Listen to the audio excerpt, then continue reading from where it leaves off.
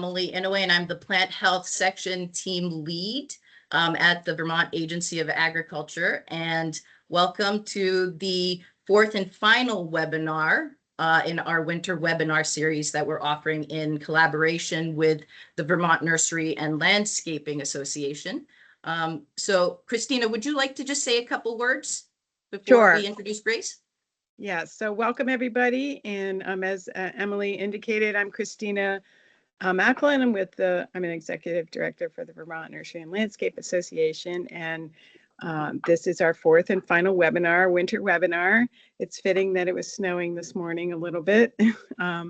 We have been so very grateful to Emily and her team and the Agency of Ag and Grace today for putting these webinars on for us and for all of you. And I would say we're going out with a bang today. There's a lot of people here today. So thank you for coming. And we'll turn it over, I think, to Grace, unless Emily has anything else she wants to add. So. Yeah, sure. Thank you, Christina. Yeah, so Grace, before you go, just a quick introduction from the Agency of Agriculture. Christina's absolutely right. Everybody's in for a real treat today. Today's presenter is Grace Glynn. She is the Vermont State Botanist with the Agency of Natural Resources Fish and Wildlife Department. And Grace is a collaborator that we respect very much at the Plant Health Section. And she's our state identifier when it comes to confirmations of plant species that may require some sort of regulatory response by us. But if we find something, we go straight to Grace because we know she knows her stuff. But it's not only her technical expertise that our team really has come to associate and appreciate about our colleague here. Grace brings such a deep sense of authentic purpose to her work, and it comes through in her presentations, and we're really lucky to learn from the depth of knowledge and true care that she carries. And quickly, before, agriculture and conservation haven't always been the most natural of allies historically. The systems we've inherited have historically siloed us with different mandates, different agencies, different tables. But those separations are, as we all know, social constructs, and we're recognizing that there are different and more effective ways to work together to realize our shared goals. And when you look closely, agriculture and conservation aren't and can't be mutually exclusive.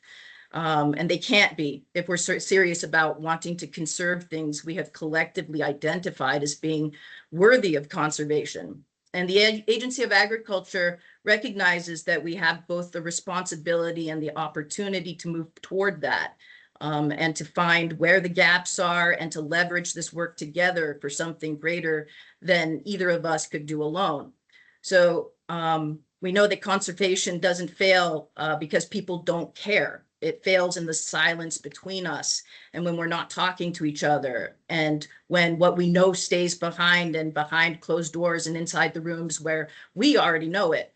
So we're really excited and happy to be working with Grace to make sure the right information gets to Vermonters because we believe people want to make good choices. And our job as public servants is to help you make that possible. So Grace, it's all yours. Welcome. And thank you so much for being here. Thank you, Emily, for the great introduction. Happy to be here, and thanks everybody for logging on. I'm going to start today by talking a little bit about the work that we do at the Vermont Natural Heritage Inventory. So we're a program underneath the Department of Fish and Wildlife, and then I'll sort of shift gears and talk a little bit about how our work intersects with the VNLA and agriculture and horticulture, and talk a little bit about the plant native movement and how we can be informed when we're selecting native species to plant in order to sort of amplify our beneficial impact on native wildlife and Vermont's ecology. So at the Heritage Inventory, we essentially are tasked with looking at which species are in Vermont, what are our rarest species and how are they doing, and then what are we going to do about it? So what are the conservation actions that we're going to take? And I'm going to talk a little bit about, highlight Champlain beach grass, one of our rarest grasses today. But first, I thought that maybe you could all use some good news. This can be hard to come by in the conservation world these days. And as it's still winter and we're reviewing our notes from the field season, there are a lot of bright spots from the rare plant world. And I wanted to give you all a little bit of an update. Part of our work at the inventory is to look at species that haven't been seen in Vermont in a very long time and determine if they're still here and how they're doing. When we haven't seen a species for over 25 years, despite searching intensively, we call that species historical. And just in 2025, we rediscovered 3 species that were historical in Vermont. The first one was downy agrimony. This was a species that hadn't been collected in Vermont since 1913, though a botanist who was passing by a site in Hey, Grace. Benson. Yeah, are you seeing? No, I'm not seeing it. Are others?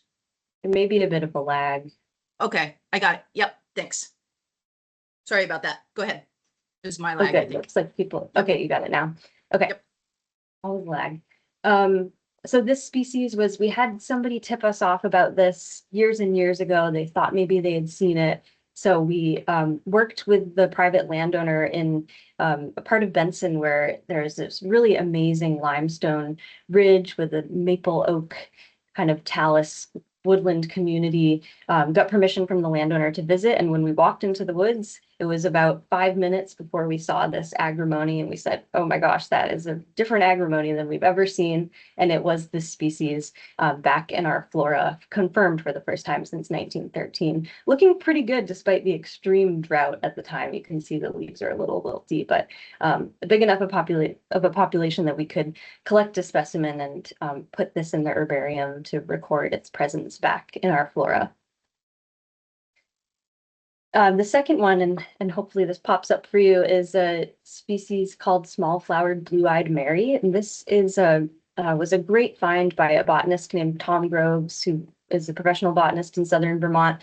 Tom was looking at the herbarium label from 1935 and said, oh, I think I know where that might have been collected. And there's actually really promising habitat there. He went back to the site and found a big population of this species. This is an annual species.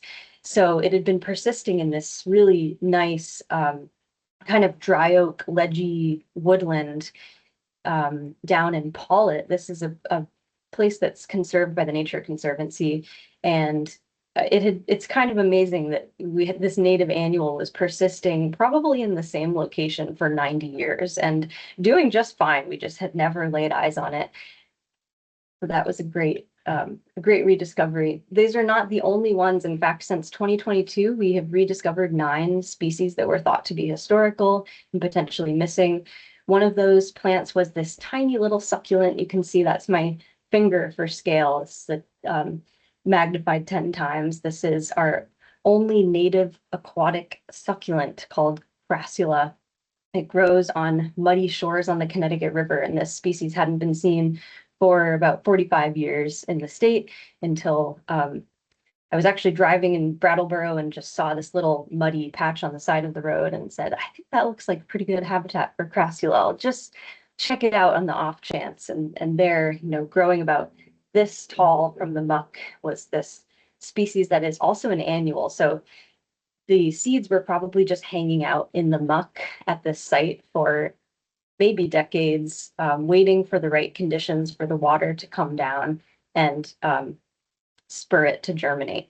So what these finds show us is actually something pretty hopeful, which is that our native plants are really quite resilient. And I think it's important to give credit where credit is due to these species that are, in many cases, doing really well without us ever seeing them. Sometimes it'll be over a century between observations, and they are out there. They're really well adapted to these sites, and they can persist really well, a lot of them at least. Of course, there are unknowns about the future and climate change and introduced species and so on, and that's why we monitor these populations long term.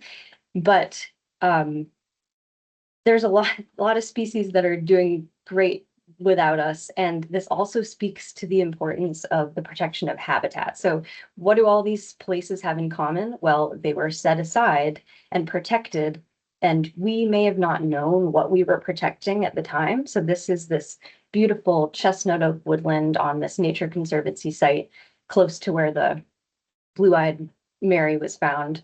And this is exactly what we mean when we say we're conserving the stage. So we choose these high quality habitats, these this suite of natural communities, and we set them aside, and we're sort of setting ourselves up for these future discoveries because we're conserving a whole suite of species that we may not even know all of them.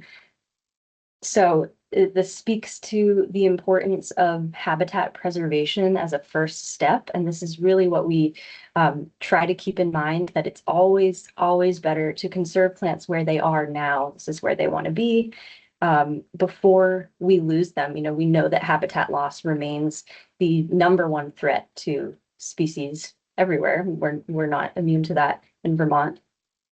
And it's always better to protect them where they are rather than try to restore or put them back later, which we know is not always possible depending on the species and site.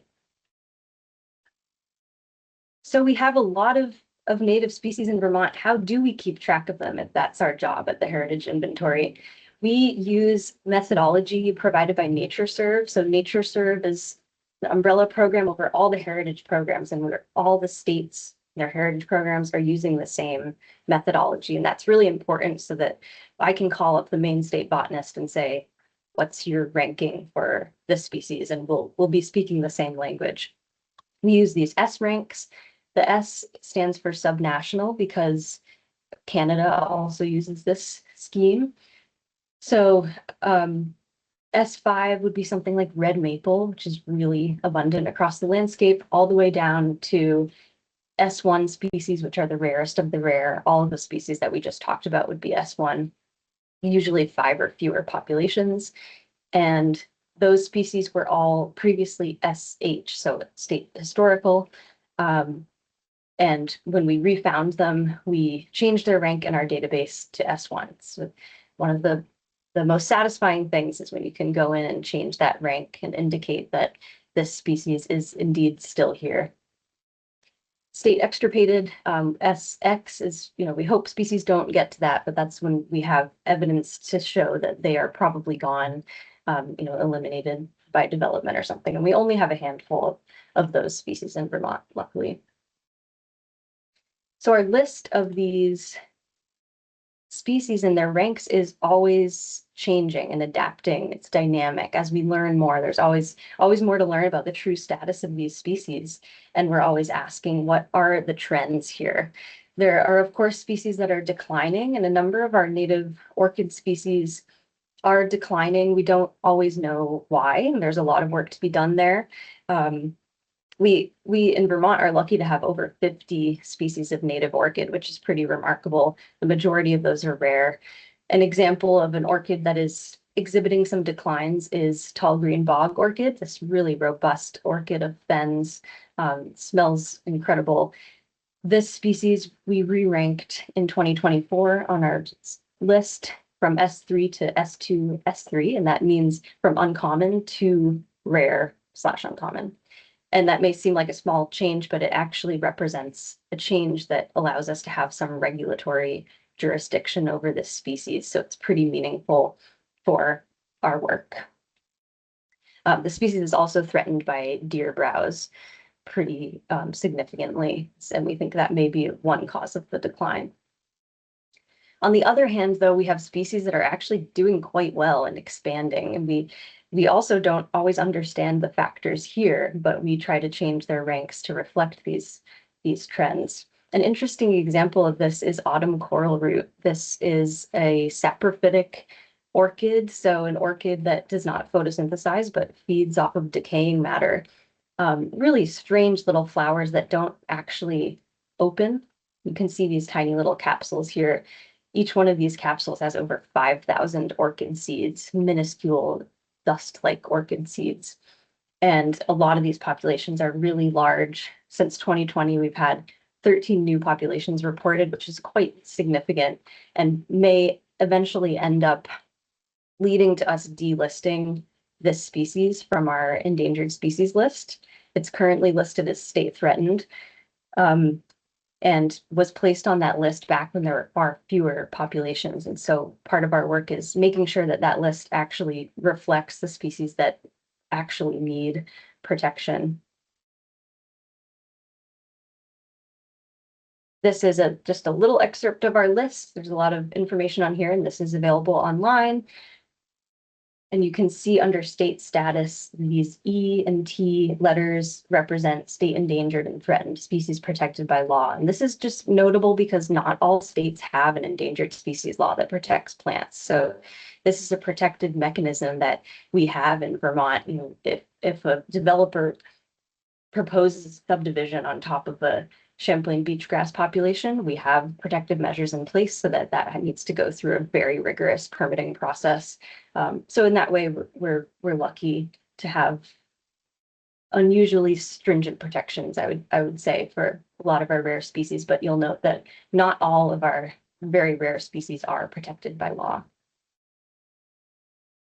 I want to talk about one species on our list that one of our state endangered species, so rarest species, and how we decide what we're going to do when a species is really rare, if anything. This is Champlain beachgrass. If you've spent time on the dunes in Massachusetts or the coast, you may have seen sites where this is really abundant, and it's sometimes used in dune stabilization projects on the coast. We do not have that coastal beachgrass species in Vermont, but we do have a totally unique subspecies called Champlain beachgrass. How did we end up with this unique beachgrass? Well, after the last glacier receded, an arm of the sea stretched into Vermont from the north and brought with it these maritime species. So seals and beluga whales, but also maritime plants like Champlain, like beachgrass. Over time, our beachgrass was isolated from the coastal strain, and it evolved to become a genetically distinct subspecies. So this is an important plant because globally, the only place where it occurs is Lake Champlain and Lake Ontario. This is a globally rare subspecies. Some might call it the beluga whale of the Vermont flora, or maybe that's just me, because it's sort of this, like, the beluga whale is the state fossil, but here is this living holdover from the last ice age, and it tells an important story about our landscape's history. This photo is of one of our populations, our biggest population at Alberg Dunes State Park. This is a great site, and all of this grass behind Kathy here is Champlain beachgrass. We have records from Alberg Dunes State Park going back to 1878 of this exact population. So Cyrus Pringle, he's the namesake of the Pringle Herbarium in Vermont. He collected probably from this very spot in 1878. Though it's likely that this population has been pretty much in the same location for thousands of years. And, you know, people were probably interacting with it and observing it long before this, including Abenaki people. But our written records of our flora start around the 1800s. One of the major threats to Champlain beachgrass, our distinct beachgrass, is actually the coastal strain of beachgrass. Botanists have found that when you plant the coastal strain in the vicinity of Champlain beachgrass, the coastal one outcompetes the rare subspecies readily.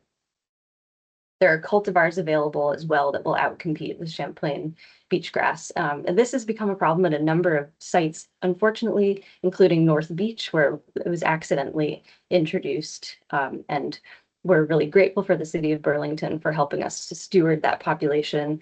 That is our only other population, using fencing to keep the coastal strain isolated from the Champlain beachgrass. And we've tried a number of control methods, but these rhizomatous grasses are, once they get established, they can be really difficult to control. So this is sort of an important outreach opportunity. We're thinking of ways that we can work on educating people who understandably might see, oh, beachgrass is native to New England, I'm going to order some online, and what comes as material is the coastal strain. And if that is planted on Lake Champlain, that could be a serious threat to not only our populations, but, you know, this subspecies persistence globally. So what do we do about Champlain beachgrass? We have this really rare species. We talked about habitat conservation. That is the first step here. And that has really been done by the Alberg Dunes State Park, you know, purchasing this site. This is an Alberg. This is one of the best examples of a sand dune that we have in Vermont. It didn't become a state park until 1996. And if you look at the aerial imagery from the year prior, all of these white areas are machinery tracks and bulldozer tracks. So the dune was actually being mined for sand actively back then when it was a private parcel. And it's fortunate that the population persisted through all of that. And then in 1996, it was sort of set aside and the dune was allowed to equilibrate. And this is the imagery from 2021, where you can see this is much more of what we want to see with the dune. There's some nice open areas. We don't want to have too much woody vegetation because you can get kind of the over stabilization of dunes, and the beach grass wouldn't like to be outshaded, but no big bulldozer tracks anymore. And in fact, a big chunk of land was just added on to the state park and conserved when this parcel was purchased by the Nature Conservancy. A great botanist, Matt Peters, did an inventory and he found 25 species of plants that are ranked rare or uncommon just on this new parcel. So just a real rare plant hotspot, even beyond the beach grass. The second really important action for beach grass is to restore the disturbance process that the species needs. Disturbance can get a bad rap, but it's actually really necessary for a lot of species to persist. And we don't have dunes without the natural disturbance process of wind and waves maintaining these dynamic systems, washing sand up and sending sand up onto the dunes and keeping them open. And the beach grass requires that sand burial. Actually, studies have shown that individual beach grass plants buried in sand do better and grow more than individuals that were not buried in sand. So this is a species that, you know, is just adapted to this particular process. And after the state park was established, botanists realized, there's this sort of rack line that's accumulating on the fence and it's preventing the sand from freely blowing up into the dunes. And so a few years ago, we worked with Native Plant Trust through a grant through the Cotyledon Foundation to install this fence that would allow sand to freely move up into the dunes. And this is important because this helps prevent a lot of woody vegetation from establishing that would outcompete the beach grass, and installing an interpretive sign there. During Tropical Storm Irene, the water was so high that a couple of subpopulations of beach grass were washed away. They were eroded away. And so a few years ago, through the same grant with Native Plant Trust and with help from Braden, who I think is on the call today, we took some small bits of rhizome. So this is all at Alberg Dunes State Park, so pretty close proximity. Luckily, the main population was robust enough so that we could take these small bits of rhizome and use them to repopulate these two nearby dune sites or subpopulations where the plants had been lost. This was done in the fall so that plants have a nice chance to establish, and the little plants were put in lines and marked by stakes so that we can come back year after year and monitor how they're doing, whether they need anything else, whether it was a success. And we found that after the first year, there was over 70% survival of these plants, which is quite good for a transplant project. We're now looking for an additional site to establish Champlain beach grass, and this is what we would call a conservation introduction. We may normally not pursue this if the existing sites are doing really well. But because we have this known threat with the coastal strain of beachgrass, and because we are seeing an increased incidence of really extreme weather events with climate change, this seems like a wise safeguard so that we're less likely to have one big event that comes in and wipes out a bunch of our plants. That said, a conservation reintroduction needs to occur in an appropriate setting. That's, in this case, that would be an intact sand dune community. And those are pretty hard to come by in Vermont, and a lot of them probably have been lost, and they may not have been very common to begin with. This is our natural community mapping from one of our other intact sand dunes. And you can see that it's kind of parceled out into, well, it is parceled out into private parcels. And so one challenge with these introductions is getting the right permissions and also getting, commitments from private landowners that we're going to be able to manage this population into the future, come back to monitor them, do control of introduced species. So there's a lot to consider there. The other factor, well, there's one kind of other surprising factor here, which is sort of a good problem to have, but there's so many other rare species present here that need to be considered in a project like this. We actually have had another incident where a rare plant reintroduction was done at a site, and then that species outcompeted a rare plant that was already existing there. So it gets complicated pretty fast, and that's sort of the unintended consequence that we don't want to have. So things to consider. Another consideration is seed collection with this subspecies. This grass does not produce a lot of viable seed, and it also has a beetle that specifically eats the seed of beach grass. So when we go out to collect seed, we find that there just is not a lot of viable seed available. What we do collect, we've stored in long-term seed banking with Native Plant Trust in Massachusetts. But we'd prefer to grow out those plants from seed rather than excavating rhizomes and disturbing those existing populations again. So that's an option. So that's sort of a future action for this species. Okay, if you're interested in getting involved with some of the work that I just talked about, Native Plant Trust is one of our partner organizations, and they have a great program called the Plant Conservation Volunteer Program. I know there are at least a couple people out there who are PCVs today. We're really grateful for their contributions, and volunteers come out and do surveys of our rarest plant populations and also do seed collection, which is, again, a really important safeguard for the genetics of our Vermont plant populations. And those seeds go to the seed bank at Native Plant Trust. Shifting gears a bit to restoration, we're seeing a lot of momentum behind this effort to plant native species back onto the landscape, and this is really exciting.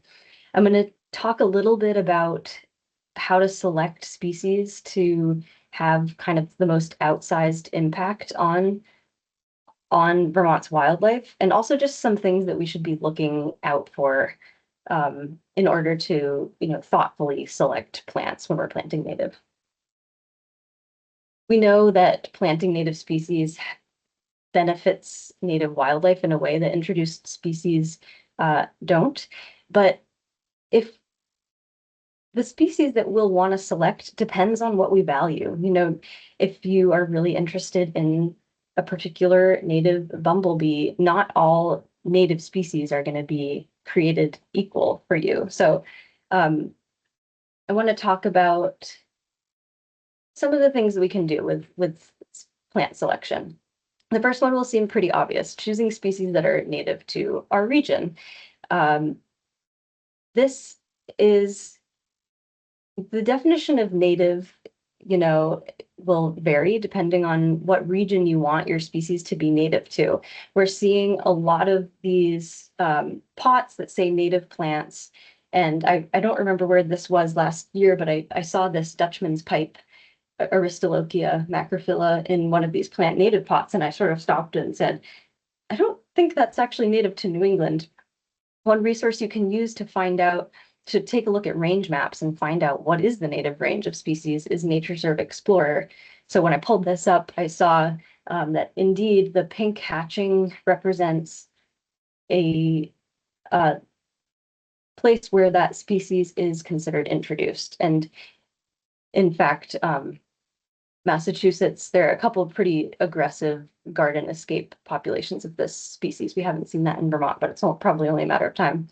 So if you go to buy this potted plant thinking that you're buying a vine that's native to the Northeast, this is not a species that I would call regionally native. And so might just be disappointing to know that this species isn't native to your region, though it is native to North America. And for some people, that's probably what they're looking for others, not. Similarly, Fothergilla major, you can go on Amazon and buy pretty much anything, including this shrub that is marketed as a native plant. This species is not native to the Northeast, it's native to quite far south. Again, well, I should just pause and say, if you plant this plant in your yard, it probably nothing bad will happen. This is not a species that's very likely to escape and become aggressive. But if you were under the impression that you were buying a shrub that was native to your region, that had, evolved alongside the native insects of Vermont, it's not what you're getting. And at this point, it's up to the consumer to discern what is the actual native range of these species. Similarly, with conservation mixes, we're seeing mixes that are marketed as native regional mixes. This is a Northeast native mix, and none of these species are native. This becomes a little more concerning when we see these mixes marketed for conservation use, so use in restoration settings. A lot of these mixes are marketed for meadowscaping, creating native meadows, and we end up with these meadow areas sort of on the fringes and potentially natural areas with species that are not native. A lot of these species, again, probably will not become problematic, but they're also not, it's also not correct to call it a native meadow if this is the makeup of the meadow. Another good tool that you can use to figure out if a certain species is native or not is GoBotany. We're really lucky to have this website in New England. If you were wondering about pink turtlehead, you can just search that common name or scientific name, and you'll come up with a range map, and you'll see for this species it clearly says non-native, so that's all of New England. If you wanted a similar species, you could enter the genus into the search bar here, and you'll come up with a really showy native turtlehead, Colonie glabra, that is, the green range map indicates nativity or a native species. And so you have this widespread species that also has the bonus of being a host species for the Baltimore checker spot. Well, studies indicate that the pink non-native turtlehead is not a host species for that native butterfly. So it's sort of a direct example of the tangible impacts to wildlife here. Sourcing seed is also important. We are learning more and more that local ecotype seed may be more valuable to wildlife, and there's a lot of work that needs to be done here. This is going to depend on the species, but one example is a species that you buy, seed that you buy from the Midwest for a particular native wildflower may grow plants that have flowers that are slightly different from our local ecotype seed, and that may have an effect on the pollinators that come to those plants. And it kind of makes sense that, local ecotype seed just means it's seed from plants that have evolved here and they're adapted to this setting. And so it makes sense that they would also just do better here. They're adapted to our landscape and climate and so on.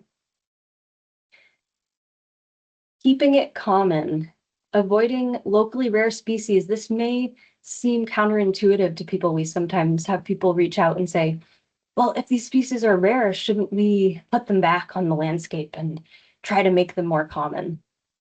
If you were at the VNLA conference, you've heard me say this, but it is okay to be rare. It's okay for a species to be rare. In fact, it is a natural condition of many of our rare species, probably the majority of species on our list. The conservation goals for many rare species are not actually to make them common.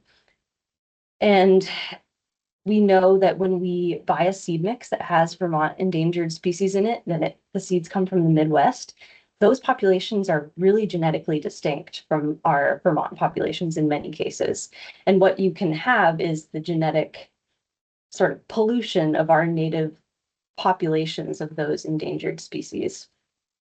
That means that our populations could become maladapted in the face of climate change. So worse off in the face of climate change, which is not what we want. We want to give our native populations that have existed for a long time the best chance that they can have to adapt and persist where they are. This is especially important for natural settings. So this is a nuanced topic. It's going to depend on if you're in your yard in Burlington or if you're in a more natural setting. We've had a couple incidences lately of species that are state historical, so haven't been seen in decades, popping up in these kind of weird areas in the national forest, like natural areas. In one case, we had a botanist say, "Oh my gosh, I think I've refound this historical species that hasn't been seen in a long time." With some sleuthing, we discovered that there had been a conservation seed mix added to that area. So this was not a natural population of this species at all. And this is important because we have limited conservation funding. We don't want to be putting our resources towards protecting populations that aren't natural. We also don't want to be giving the false impression that species are recovering when they're not. They're just sort of come in on a seed mix and are likely to peter out at that site anyway. So those are a couple of reasons for keeping it common. And I really can't stress enough, just because we call a species common does not mean that it doesn't need our attention and help, does not mean that it wasn't more common before development. And I think we need more people thinking about how to keep common species common on the landscape. Ethical collection practices. If you're buying seed, you can ask, where is the seed collected and how? We have pretty good thresholds for how much of a population should be collected from. Usually we don't want to take more than 10 or 20% of the seed from a population so that that population can continue to persist. And there should be a certain number of plants present in the population if you're going to collect. So this goes for, common species as well, uncommon species. And related to the previous bullet, if you see somebody marketing local ecotypes of endangered species, that's going to raise a pretty big red flag because it's unlikely that those seeds were collected ethically. Many endangered species have very small populations and can't withstand seed collection, and are already being collected from by sanctioned conservation organizations that are banking these seeds. So kind of the worst case scenario there would be we over collect from rare plant populations to the detriment of those populations and they decline. And then we have all the seed, growing in people's yards, but a lot of the plants probably wouldn't do well there anyway. So ethics really important, and we generally want to avoid any wild collecting of whole plants just because it's not sustainable. Okay, another step in species selection would be to think about, where am I and what are the natural communities and what's the ecology that is naturally here in my backyard? A great way to do this is to look through the natural community lens. If you haven't read Wetland, Woodland, Wildland, this is an excellent resource that we have in Vermont. Highly recommend getting a hold of this book. This will tell you what the natural communities are in your corner of the state. And then it will list the most abundant species in each of those communities. This is just also a great way to learn the flora. This is one of the ways that I just learned the dominant plants in different communities. The Natural Resources Atlas is a great tool. You can Google Natural Resources Atlas Mapper, and you'll be able to learn a lot about these purple polygons are significant natural communities, so our highest quality natural communities that we have mapped. If you clicked on this one, if you lived here in Colchester and you clicked on this one, you'd find that this was pine oak heath sandplain forest, which is a very rare natural community. We've lost over 90% of our sandplain forests. You'd also, if you turned on the sand and gravel deposits layer, one of my favorite layers, which is this yellow stippled layer, you'd say, oh, I'm on a sand deposit. So probably the plants that do well in sandplain forests are going to do really well in my yard. And oh, I want to plant some shrubs. Why don't I use these abundant sandplain forest species and do my part to restore some of those species, restore a little tiny piece of that natural community. And you'll probably be surprised what species just naturally pop up when you allow them to. Little blue stem is a great kind of keystone species that thrives on sandy soils and supports a number of native insects, including a skipper. And it provides great cover for wildlife and just one of my favorite grasses, and is probably, as we think about species that were more common pre-development where we are, this is a species that was probably more common in the Burlington, Colchester area when fire was allowed to play out as a natural disturbance process on the landscape. So we can do our part to put a little bit of that back. And when we do use those site appropriate species, I think those are the ones that are going to have the most outsized impact on native wildlife, because we're catering to the wildlife that are there. This is my favorite part of my yard. I live on a cane terrace, which is a sandy glacial deposit, and this is my little sand plain with forked blue curls, these purple flowers. This is an annual flower that just seeds itself all over my yard because I leave some open sand. And flax-leaved aster, it's another great species. These are all, these are common species, but they're habitat specialists. They're not super common across the landscape. So something pretty satisfying about putting those back. This little sweet fern picking up too. So I'm going to wrap up. Growing native plants, there's so much potential here. Really excited to see the momentum behind this movement. And I think that being selective about our species that we're choosing and thinking about where our material is coming from is really important if we want to truly do ecological gardening, if we really want to responsibly do habitat restoration and creation for Vermont's ecology and wildlife. Thinking back about all the species that we covered this morning, from rare to common, I think that we need both lenses. We need habitat protection. We need to remember that habitat loss still threatens a lot of our species and is a major cause of species decline.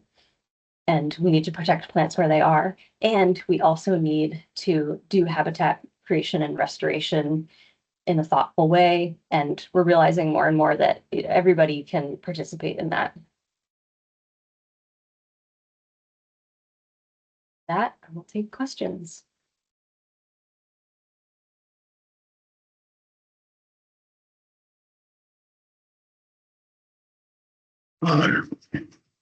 Grace, I have a comment for you.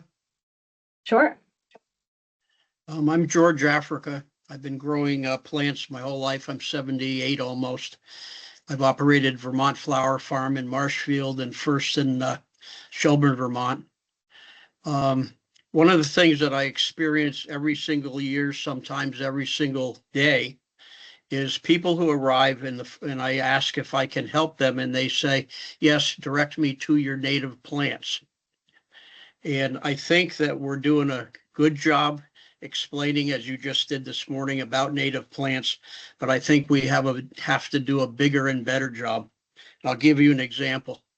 I had a young guy stop, and he introduced himself, and he said he had just finished his second master's degree in plants from UNH.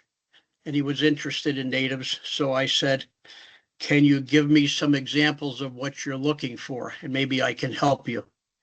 And he thought for a minute and he said, echinacea. And I said, it's funny. I've hiked the entire state of Vermont in my lifetime, and I've never been able to find native echinacea. That's not to say it doesn't exist, but I haven't found any. And he said, well, there may not be any right now, but in my profession, we're now taking plants that have been there and we're trying to rename them and tell the public about them.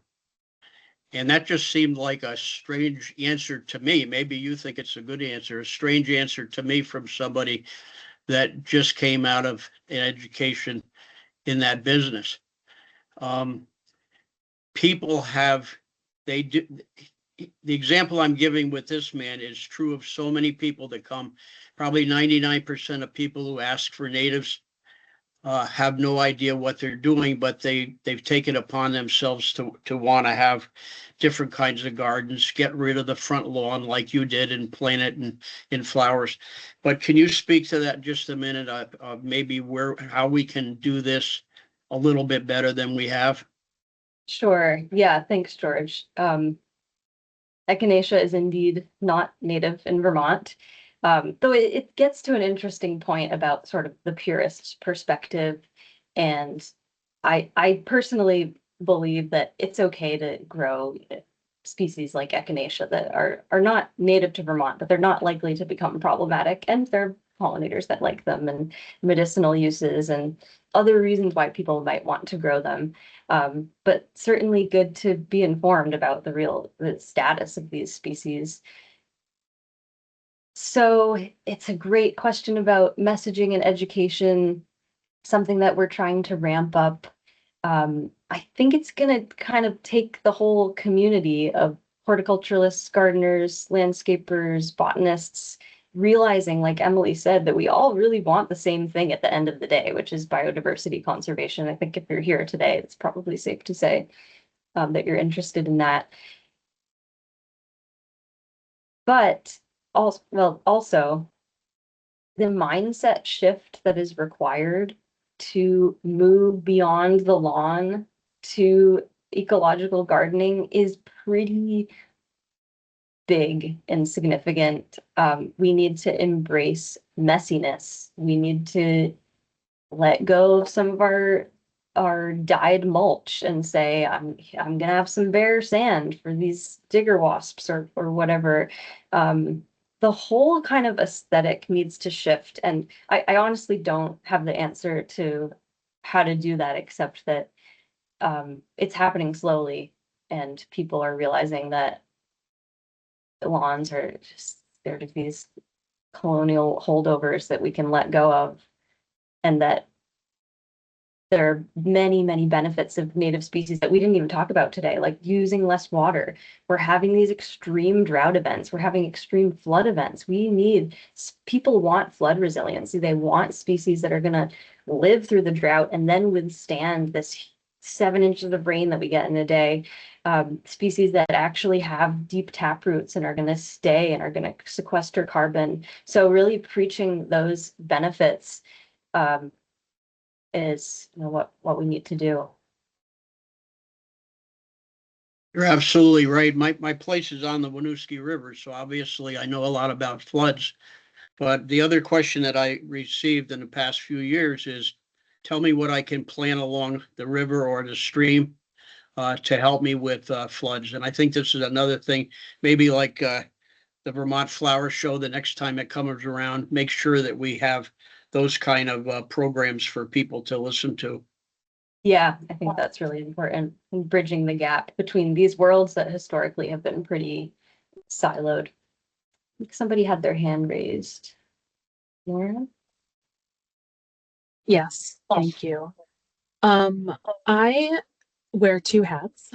I am an NRCS conservation planner, but I'm also the owner of a very small native plant nursery, and I live in Vermont, St. Albans, Vermont. And I guess the past couple of years I've been getting my seed to start my plants from places like Prairie Moon, which, I realize it's not ideal, but I've had a hard time finding seeds from Vermont or the local ecotype. And I'm wondering, I guess multiple part question. Do you, or is there a list, or could you provide some information about certain species that are maybe more native to the Midwest that are more likely to escape yards? Or like, are there certain species that I should maybe reconsider selling? Because I don't want to facilitate those like garden variety natives to get out and affect local populations.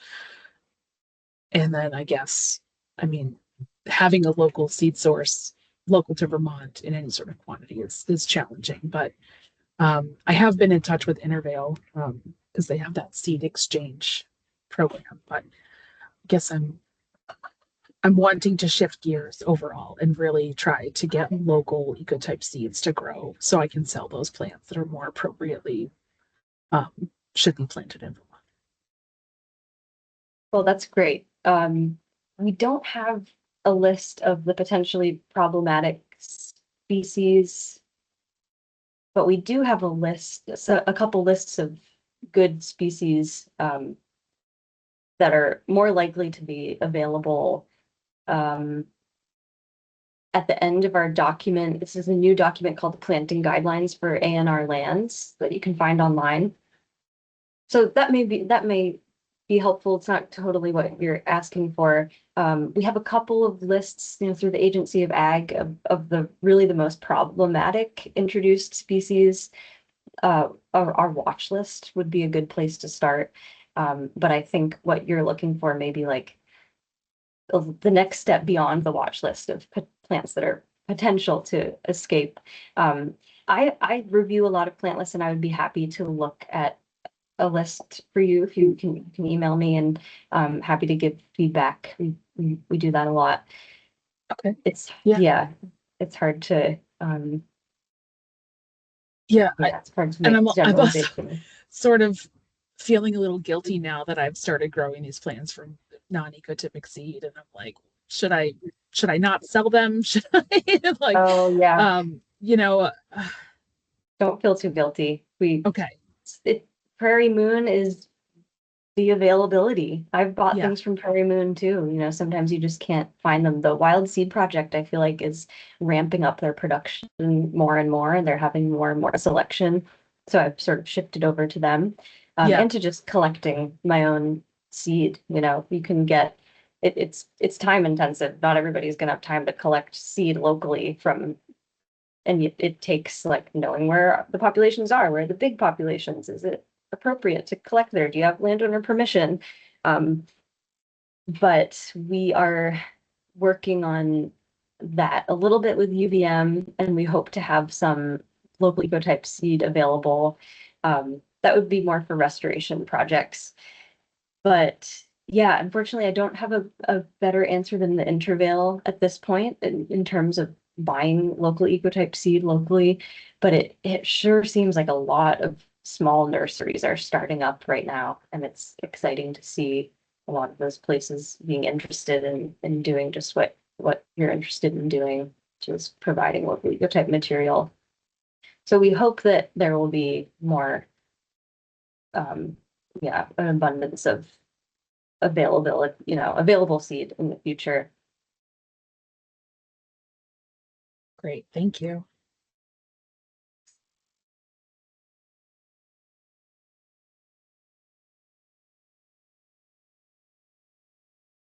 Okay, we had a question from Denise in the chat.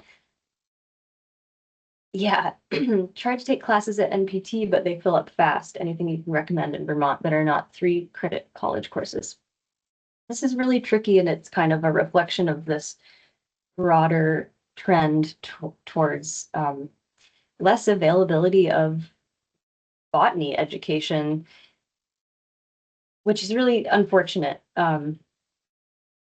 One thing that we have in Vermont is North Branch Nature Center. this is one of the only places where you can still go and just take a field botany course.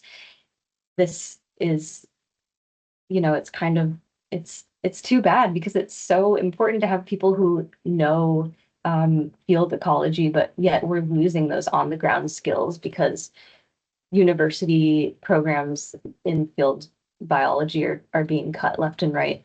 So North Branch Nature Center is a great place to check out. They have weekend-long courses, week-long courses with really excellent instructors. Think of anything else.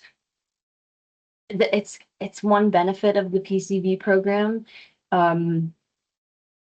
Because kind of the best thing that you can do is just get out into the field with botanists and ecologists if you're interested in learning those skill sets and getting some of that knowledge. And that is one of the great things about that Native Plant Trust program is that you're signing up for surveys with people, ideally with people with, more experience and less experience. So other than that, kind of the best thing that I found was just emailing people and saying, I want to know what you know. Can I come out into the field with you? Just bugging people until they let you.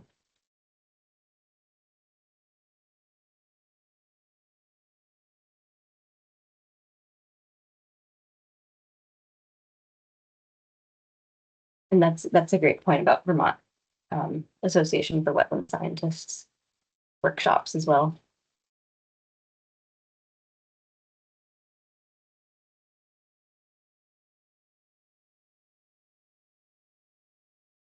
Any other questions?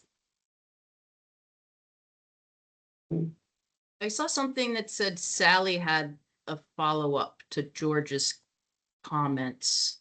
Sally, are you able to elaborate a little bit?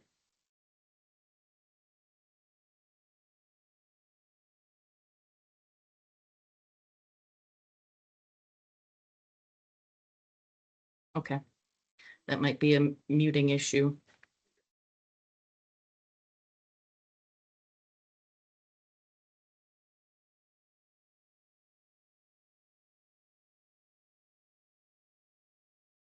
All right. Oh, Sally, you are unmuted right now. If you talk, I think we can hear you.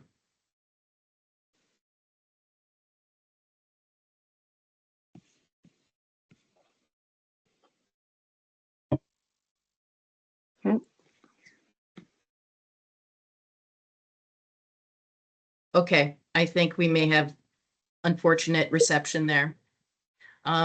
Sorry, Sally, we're not going to be able to hear you. If you want to just type it up and Grace, maybe you can answer it offline or something. Okay, yeah, we have another question in the chat from Catherine. Do you recommend avoiding planting, distributing plants that are on the T&E list? We do generally prefer that people avoid threatened and endangered plants on our list because of the risk to our natural populations. There's a lot of nuance there, and there may be some there's always exceptions, but those I think are really going to be the exceptions. For example, I was talking to a nursery owner recently who wants to grow Senna hebecarpa, which is already in the horticultural trade. It's probably not a species that people are going to stop wanting. And that's a species that is state threatened in Vermont. However, the nativity of a lot of the populations is sort of unclear. And this is a species that has a history of probably being moved around a lot by indigenous people along river systems, and it's not always super clear, like what is the nativity of these species. And that is one where we talked about, yeah, potentially, it could be good to get some local ecotype seed from the populations that we think are native. And if people are going to be planting this species anyway, it may be better for them to be using the local ecotype. But generally, we don't, I think those are the minority of species, and we don't want to be like introducing locally threatened and endangered species widely into the horticultural trade. Another reason why we don't want to do this is because it actually can dilute our endangered species law. So if we have a bunch of vague populations popping up, like the one that I talked about with the state endangered species from the seed mix, um, people can start, developers can start saying, oh, well, there are all these populations around. So why can you protect this one population and you have these 10 populations over here? And we already have, a hard time defending endangered species laws in this country, especially right now. And we really don't need anything else that's gonna potentially undermine our ability to protect our natural populations. So yeah, part of the question was about sourcing local ecotypes. There's really not an ethical source of local ecotypes for species that are threatened and endangered because people ethically, shouldn't really be collecting from those populations. So we recommend that people focus on planting species that are more common. And those are the species that are probably going to do better anyway. And keep in mind that we don't want to always make these rare species more common. We want to focus on protecting them where they are. Around the world, there are examples of places where very, very rare species have been put into cultivation intentionally and even distributed. A place where they've done that would be like Sicily, where they have a lot of globally rare narrow endemic species. So meaning there are only like 3 populations in the world of these species. If those populations are really threatened, then botanists may choose to cultivate the species if the populations are large enough to harvest material from and put them into living, they call them like living specimens. They may go into a botanical garden. They may go into people's yards who have appropriate physical settings. But the reason that we don't do that here is because we have a very different situation in Vermont. We don't actually have a lot of narrow endemic species. We have a couple endemic species that are only found in Vermont and New Hampshire. Worldwide, they're not species that could really realistically be cultivated. Jessup's milkvetch, and there's an annual sedge that grows on Connecticut river shores. So in Vermont, we're really lucky to actually have protections for rare plant populations and a lot of intact habitat where those plants can actually persist into the future. So that's just sort of like some perspective on why it's not the #1 choice for plant conservation, because we're much more likely to have success with just working with these plants in the wild. And we're obligated to do what we think is going to be best for those threatened and endangered species. A lot of questions just came in. We can take just a couple more before we wrap up. Yeah, this idea of assisted migration is a hot topic as well. It's difficult to talk about in 3 minutes because it's so dependent on the species. I guess I'll just start by saying, stepping back to the beginning of this talk and thinking about all of the species that we've been able to re-find, all of the populations that are holding steady and actually doing really well. I tend to start when I think about assisted migration with remembering the natural resiliency of a lot of our populations and the fact that we don't know what is going to happen. We're likely to see some declines, but we're also likely to see species that do really well, potentially move on their own. And starting from that place of humility is, I think, really important. We all want to do things to help and fix things, and that's a natural impulse. It's also really important to remember that there aren't quick fixes for these problems. If there were, we would have already done them.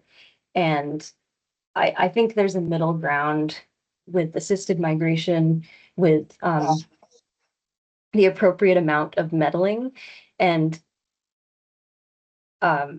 choosing plant species to reduce risk. So to just give concrete examples, we don't want to be using assisted migration with nitrogen fixing species that are not native to Vermont. We know that those species tend to have a higher proclivity to become problematic. We don't want to be introducing aquatic species. Those have a very high proclivity to become problematic.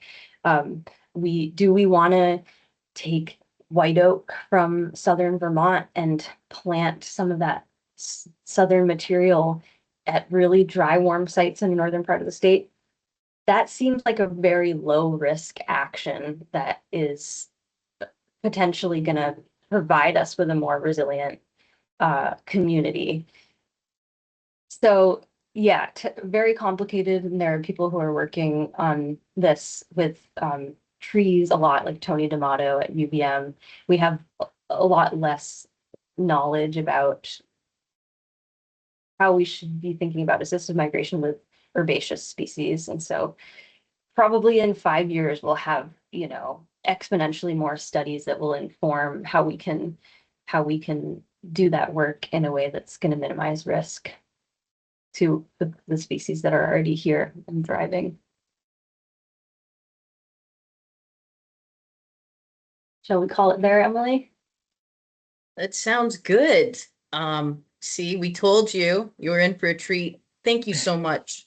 I think we're getting a lot of comments in here, just the appreciation for the space for this. And I just want to say, when you say sitting with the messiness, I think it's so important. And we're just so uncomfortable doing that, but that's the only way through and forward to find something that actually works. So thank you for reminding us about that. And sharing your time and your expertise with us. Christina, do you want to say a couple words before we go? A huge thank you. I don't think I could have said it any better, Emily. Grace, we really appreciate just you've given us so much to think about and strive for. And it's much like your presentation at our meeting in February. So many questions and so much gratitude. So thank you. Thanks for having me. Yeah. All right. Thanks, everybody. I will post the recording online and let folks know. Thank you. Thank you. There. Bye.